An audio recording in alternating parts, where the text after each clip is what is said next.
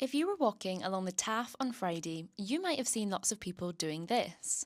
Well, they're now world record holders.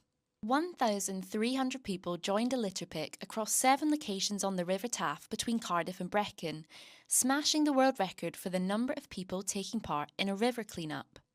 The woman behind the event was Kate Strong, a world champion triathlete, record-breaking cyclist and climate campaigner. Me personally, what I wanted to raise awareness about is anyone can't change the world, but anyone in a group, now you've got something exciting. So I wanted to show the power of bringing people together, and I used the river system for that. We forget how fragile our life is and how dependent we are on fresh water.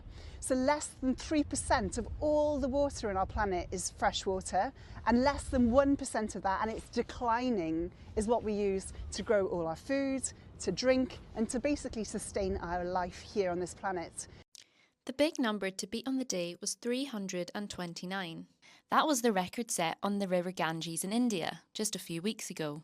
Before the event kicked off, I headed down to Sophia Gardens, one of the 7 locations, to see what I could find. Within minutes, I'd spotted countless wrappers, plastic bags and coffee cups. Soon, volunteers started flocking in.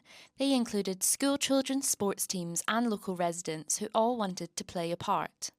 It's been a really friendly and sort of cheery atmosphere. Everyone's been talking to each other, comparing things they've found and, discussing, the issues with what's there and why things are there and stuff like that. And it's, lots of different groups mixing and talking to each other. Yeah. I saw some like the power cable to an old lawnmower, probably an actual part of an old lawnmower, kind of any sort of domestic waste you can think of, and then a lot that you probably couldn't think of as well.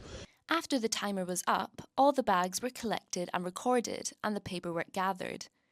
There were 5 volunteers representing Guinness overseeing each location, and an official adjudicator was needed to make sure all of the evidence tallied up. And this was the moment that the team found out they had not just beaten the record, but quadrupled it, with a turnout of 1,327.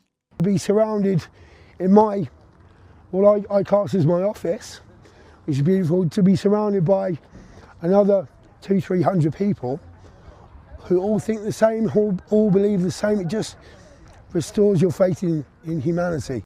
But for Kate and others involved, the work doesn't stop there. They hope the collective effort of the day will have a legacy beyond the world record.